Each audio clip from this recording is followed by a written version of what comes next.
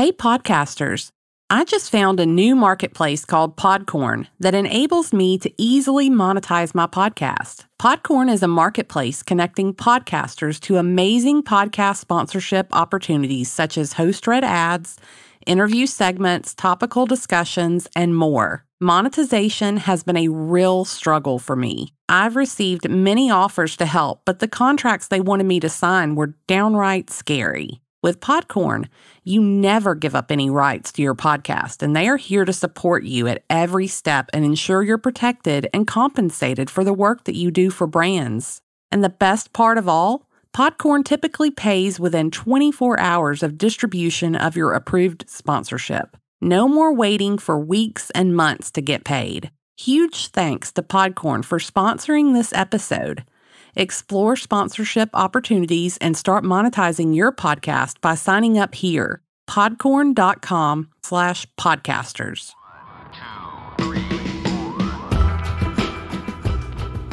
Welcome to Secrets True Crime, the Eric Cates and Gypsy story. I am your host, Amber Sitton. What is done in darkness will eventually come to light. That is the purpose of this podcast. To shine light on the story of Eric Cates, his beloved dog Gypsy, and the town of Empire, Alabama. Listener discretion is advised. The subject matter may involve violence, sexual content, murder, and adult themes. It is not suitable for younger listeners. This is episode 5 of a serial podcast, and they are designed to be listened to in order. In the months before his murder, Eric Cates had a job working for a local business in the city of Sumiton. Eric worked for a man we are going to call John. On February 5th, 2015, 43 days before Eric and Gypsy were found murdered, John was arrested. Here is Sumiton Police Chief T.J. Burnett. In reference to Mr. The Sumiton Police Department received a tip concerning that Mr. was suspicious in nature, sitting on the side of the road. The car appeared like he was impaired on something. Officers were dispatched. They located Mr. and after they conducted their field interviews, Mr. was taken into custody, transferred to the Walker County Jail. Do you know if he was conscious when the officer arrived? He was conscious, yes. From what the officers' interviews, he was impaired, but he was conscious, yes. The Daily Mountain Eagle interviewed the arresting officer with the Sumiton Police Department, Chris Price. Price is no longer with the Sumiton Police Department. In his interview with the Daily Mountain Eagle, they said that Officer Price stated someone reported that John's vehicle was stopped in the road near his place of business. John was sitting behind the wheel inside the vehicle. Price told the Daily Mountain Eagle that he smelled alcohol as he approached the vehicle. He asked John to exit his car, and he was given a field sobriety test. At some point during his arrest, John kicked off his boots, and crystal meth fell out. The Daily Mountain Eagle reported that Officer Price said that John claimed the crystal meth wasn't his, and that he was just holding it, in his boots, for an employee. At this point, the Sumiton Police Department called a neighboring department, the Dora Police Department, and asked for their assistance. Dora responded and brought their drug detection dog.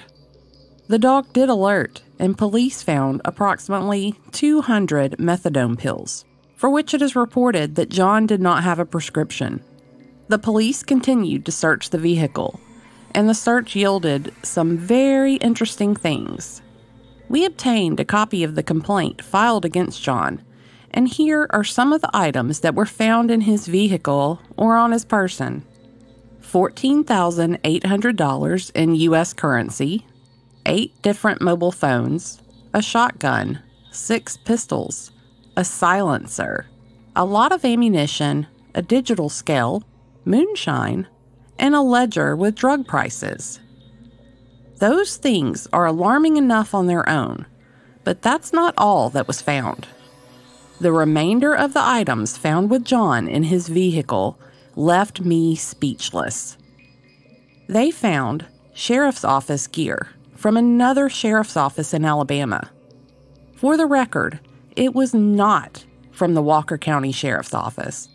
They found a sheriff's office police officer badge, a set of handcuffs, a sheriff's office coat, a sheriff's office hat, and a sheriff's office ballistic vest. I'm sorry. I try not to repeat myself too much in this podcast, but I think this is important enough that it needs to be repeated. This man was found potentially drunk, high, or maybe even both, sitting in a public road with a shotgun, 6 handguns, a silencer. Aren't those illegal too? A fat roll of cash, hundreds of methadone pills, a digital scale, moonshine, and a ledger with drug prices. What good or legitimate reason could there have been for him to be in the possession of a sheriff's office police officer badge, a set of handcuffs, a sheriff's office coat, a sheriff's office hat, and a sheriff's office bulletproof vest? I can answer that. There's not one. This is outrageous. And while these things in his possession weren't related to any Walker County law enforcement agency, this is another example of the things that happen there that contribute to the general distrust in law enforcement. These details were not reported by any news source that I've been able to find, and I can't find where this arrest was ever reported on by anyone other than the Daily Mountain Eagle. It was just another drug case in Walker County, so I doubt anyone looked all that hard at it. If we hadn't obtained the complaint filed against John, we would have never known these details either. The Daily Mountain Eagle stated in their news story that John was released from the Walker County Jail on $50,000 bond shortly after his arrest, and that he was required to wear an ankle monitor. Chief Burnett told me that in 2018, John was convicted of 2 felony drug charges related to his arrest. I don't know the exact terms of his sentencing, but I know this much. John is currently running the same business where Eric worked in 2015. At the time, I also called the U.S. Marshal's office because there had been an arrest of a man that Eric worked for that had been arrested just a couple of weeks prior to this. And a rumor had it that he was going to get Eric. Rumor had it that Eric had been working undercover for the U.S. Marshals. We don't know if this was true or not. There was a lot of things going on at the time. You said you made a phone call to the U.S. Marshals office. Did you already have a contact there? Did you have a business card for someone? Or how did you know about their potential involvement? The way I had a contact for the U.S. Marshals is that as a nurse in SICU, I had taken care of a patient. The U.S. Marshal that was over this district was a friend of his. And he came and saw my patient. And just in that is how I had met him over a course of a couple of days. And it's kind of strange. He had given me his number, and then a week later I need it. Had Eric ever talked to you about that case? Eric was supposed to have met me for lunch, and he didn't show and he didn't call. And at this time, I knew that the phone that I had given him to use, he had given to someone else that he thought needed it more than he did. So my niece and I went to where Eric worked on 78 Highway at a shop. I pulled in, and I asked a guy who introduced himself as if he knew where Eric was.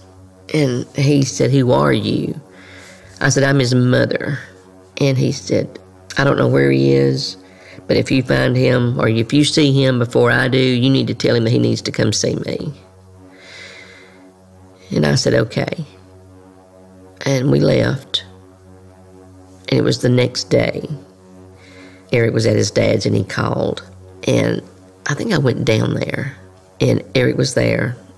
I asked him where he had been, and he said that he got tied up. And I said, well, why didn't you go to work? And he looks at me and he says, what do you mean why I didn't go to work? I said, I went by, and you weren't there.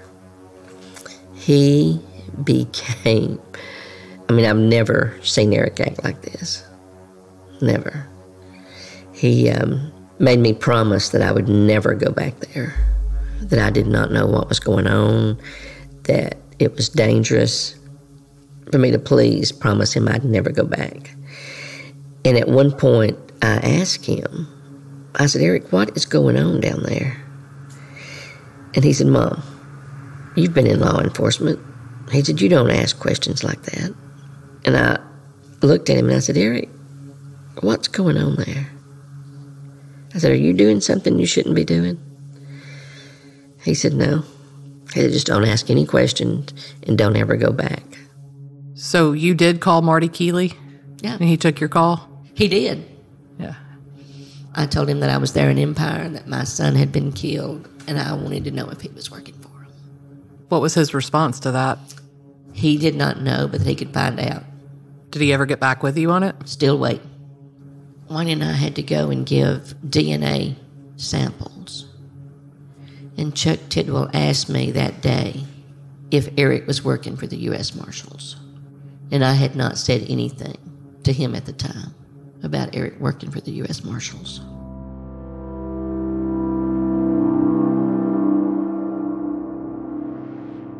Before Eric's death, Toby already had her own suspicions that Eric could be an informant for someone, but she just wasn't sure. Do you think it's a possibility that Eric was acting as an informant? When you would ask Eric, he'd say, Mama, I can't talk about things like that. And he'd kind of laugh it off. Eric's response to his mom might be just enough to heighten most parents' suspicions, but Toby told me that when her boys were young, she worked for a sheriff's office. Eric would sometimes ask her questions about her work. Her response? Eric, you know I can't talk about things like that. So Toby was left unsure if Eric was working as an informant or if his response was just some good-natured teasing. Eric's brother Chris told us that their dad bought something from this business. We started hearing stuff about, and Daddy and Eric had got into it kind of about Eric working over there. Daddy told him he wanted him out from over there, And Eric kind of,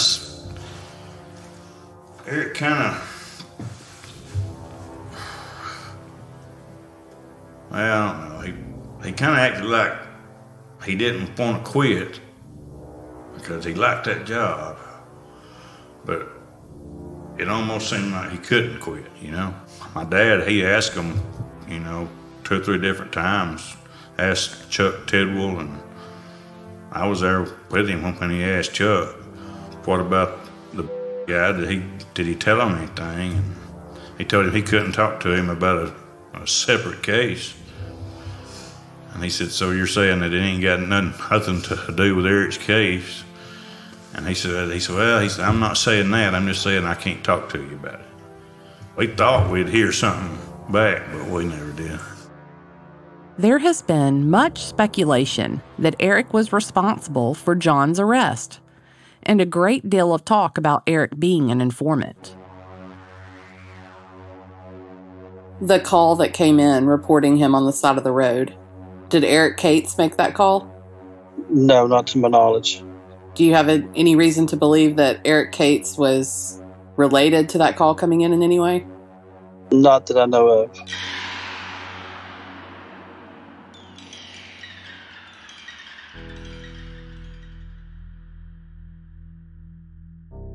I was able to locate the person who did make the phone call that resulted in John's arrest. He told me the story of making the call that night and why he made the call. I'm not going to share the details, but what I can tell you after my conversation with this man is that Eric Cates had no involvement in his boss's arrest in February of 2015. Of course, This doesn't mean that John and others still didn't think that Eric was the one responsible. There have been several people that have contacted me to tell me that they met or saw Eric at the Walker County Sheriff's Office. All of their stories are almost identical. When you walk in the front door of the Sheriff's Office, there is a window to your left. This is where you go for many things related to the inmates in the jail, and it's where you would go if you wanted to visit an inmate. There are chairs scattered throughout the long and wide entryway that leads to a set of stairs and an elevator. We've accessed those stairs several times. They take you to an upstairs waiting area with a window where you go to obtain your concealed carry gun permits, and also where we've gone when we had appointments to meet the sheriff and investigators. It has been reported to us by numerous witnesses that Eric was often seen in this downstairs waiting area, the one where you would wait if you were visiting an inmate. When we received the first report of this, it caused a bit of confusion. We couldn't figure out what Eric was doing there, or who he could have possibly been going to visit. One of the people told me they assumed Eric was waiting to visit someone in jail. But then came the second and the third reported sightings of Eric there. They actually knew Eric and chatted with him until a Walker County investigator came down to get him. Eric wasn't waiting to see an inmate. He was meeting with Walker County Sheriff's investigators. One person reported to us that they specifically saw Chuck Tidwell come down to get Eric. The question is, why was Eric meeting with investigators? And why did Eric's family never hear about this after his death? On March 20th, 2015, the day before Eric and Gypsy were found murdered, Eric was seen numerous times at the Blue Store. The Blue Store is kind of like the town hub in Empire. It's the closest place for the residents of Empire to buy gas and pick up your typical convenience store purchases. It's also a gathering place for locals, especially in the morning hours. They grab breakfast and coffee and sit on the bench at the front of the store. We quickly found that when we needed to locate someone, if we stood around the Blue Store for a few minutes, someone would come by that could help us. At the time of Eric and Gypsy's murder, the Blue Store was leased to Tanya Malden. You've heard from Tanya in previous episodes. To give you a little background, Tanya is married to a cousin of Eric's mom, Toby. We met with Tanya pretty early on in our investigation, and we talked about that Friday at the Blue Store. Tanya told us that the owner of the store was there working that Friday, and that he had a guy there that he had hired to help him. Jamie is my brother's friend. He was down there supposed to help. We just opened a kitchen up, and the health department said we needed a guard to keep the public from being able to reach over and stuff like that. So we was building a wall down there. But I never seen my brother with Jamie, and Jamie spoke with him, with Eric, for quite some time. Mom's going to ask my daddy to see if we can get his last name, because I just know him as Jamie. And he's got a scar down his face. Tanya did provide me a last name for Jamie, but I couldn't find anyone by that name. After some pretty extensive searching for this Jamie, I messaged Tanya and asked her if she could tell me where he lived or any other information that might help us locate him. She'd told me he was a friend of her brother's, so I figured that this should be pretty easy information for her to obtain. She responded the next day and provided me a different last name for him and said that he lived in West Jefferson. We spent a great deal of time looking for this guy too, and we still came up empty-handed. I made a call to the owner of the Blue Store to see if he remembered who he hired to work that day. He told me he was certain that the worker was hired by Tanya, but he didn't remember who it was. A couple of weeks later, we showed still shots from the surveillance video of Jamie to another store employee. This employee remembered that day. She stated there were two workers, and she identified them on the still shots for us. The first worker's name is not Jamie, and he doesn't have a scar on his face. The second worker that day was Tanya's brother.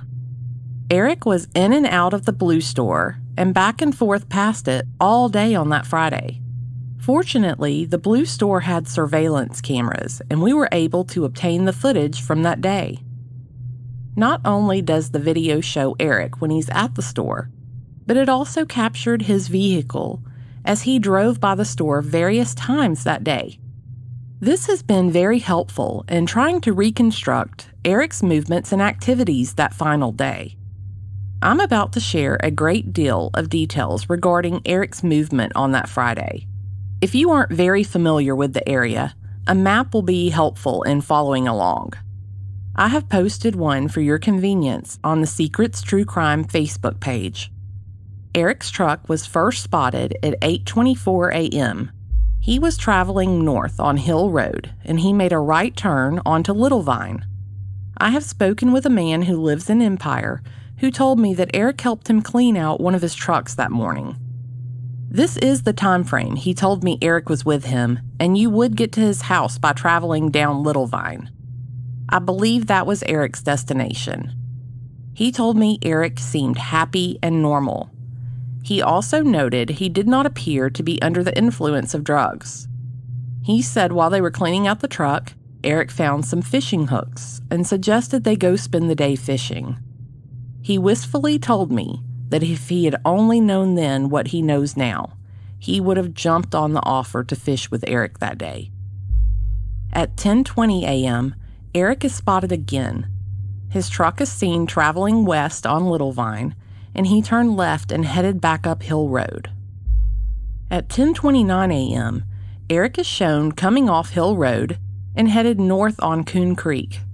He passed in front of the store before he made a U-turn and pulled up to one of the gas pumps at the Blue store. Eric was at the store for approximately 39 minutes, and he talked to numerous people that came and went from the store. He retrieved the Blue store's garbage cans that had been at the road for pickup, and he put them back in their regular spot. He also appeared to check a tire and inspect something on a vehicle for a female in the parking lot. At one point during this visit to the Blue store, Eric is parked so that you can see the bed of his truck. It was empty. He leaves the store at 11:08 a.m., heading east on Little Vine. Eric's friend Daniel told me he saw Eric on the side of the road shoveling gravel in the camp. If Eric did shovel gravel that day, it had to have been something quick, like maybe shoring up a mailbox. Tanya told us about another stop he made that day, and we believe it also happened in this time frame. A year ago Friday, my cousin was murdered, and her mother told me that she knew a lot of information on Eric. I don't know how true that was, but Monica Cooper, she was found with John Softly, or Monica Graves. Supposedly she was working as an undercover. She told me that Eric stopped by there that night and seen her.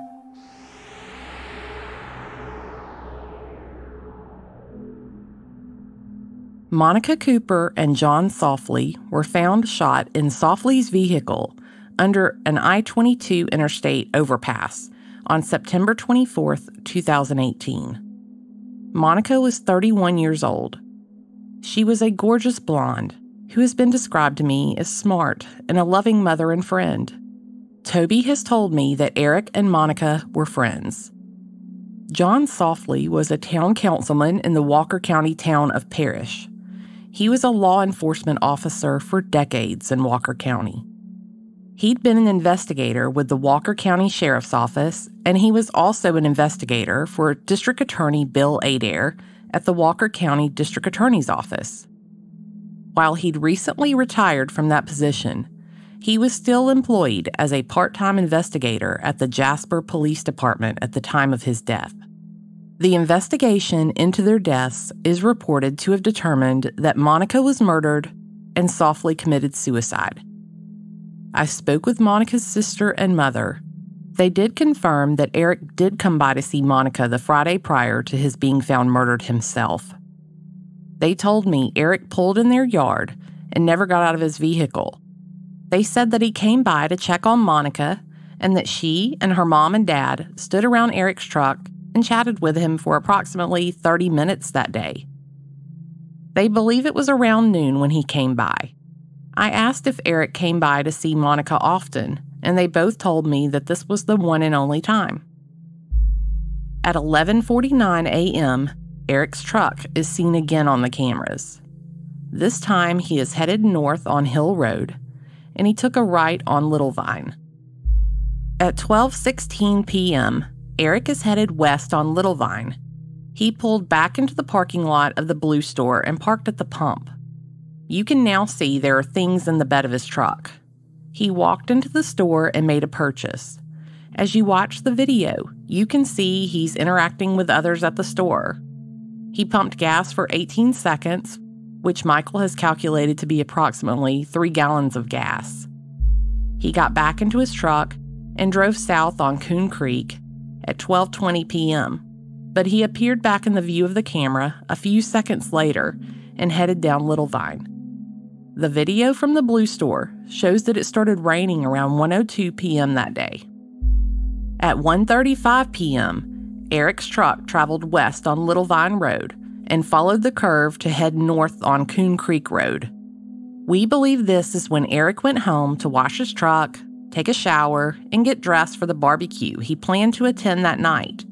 However, this wasn't the most direct route for him to take to get home. It is likely that he made at least one stop along his way. At 4:22 p.m., Eric's truck traveled west on Little Vine, and he backed into a parking spot at the Blue Store. Again, in this video, you can still see that there is stuff in the bed of his truck. He walked around the parking lot, picked up trash, and threw it away. He waved and spoke to people outside. He went into the store, and the video shows him talking and smiling at other customers and workers. During the days that Michael was poring over this video, he told me it was surreal, watching Eric and knowing what was going to happen to him in just mere hours. He told me that he could see how friendly, nice, and helpful Eric was to everyone he encountered. The video shows Eric picked up a stack of empty boxes and walked outside the store. He removed trash from the back of the store owner's truck, put it in the boxes, and then put the boxes in the back of his truck to haul off for him. He left the store headed east on Little Vine at 4:31 p.m. Michael spent countless hours poring over the surveillance footage, examining every minute detail of it.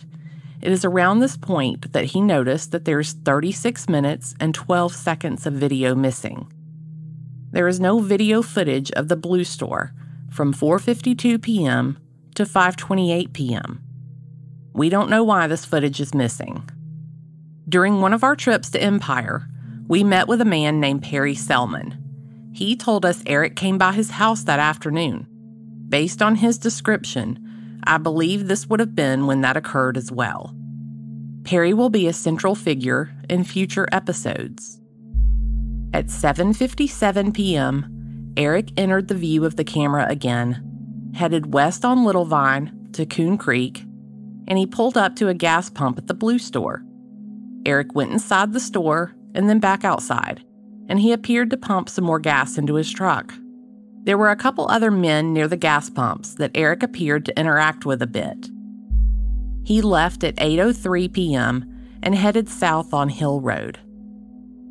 Tanya and Crystal have always maintained that Eric came back to the store to make sure that Crystal was able to close up safely, because there was some concern about another store customer that had been in earlier that day.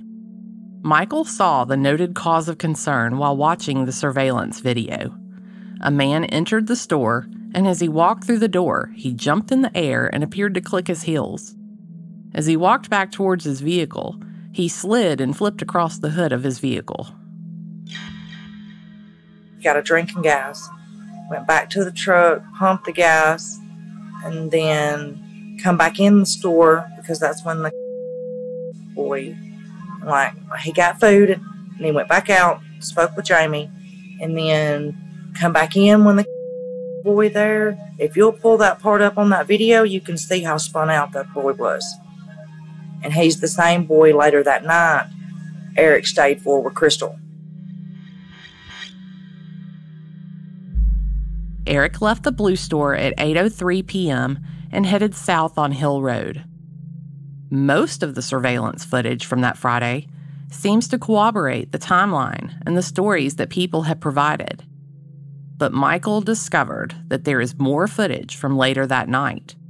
Footage that calls a lot into question, and nobody seems to remember now that it's been found. You won't want to miss this episode.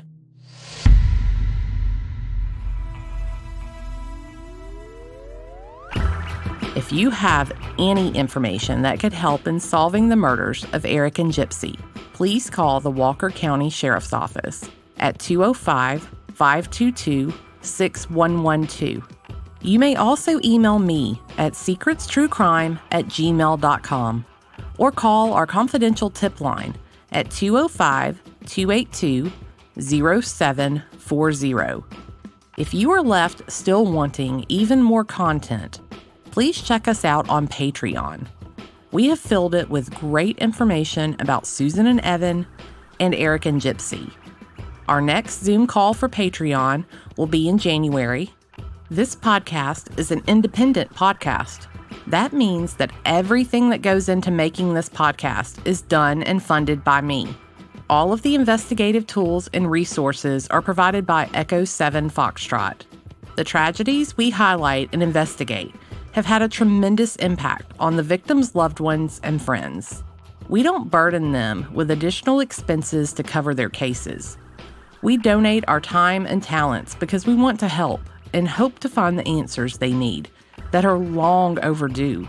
For as little as $5 per month, you can receive exclusive access to members-only photos, videos, early access to episodes, and much, much more. By becoming a patron, you too are helping us help these families.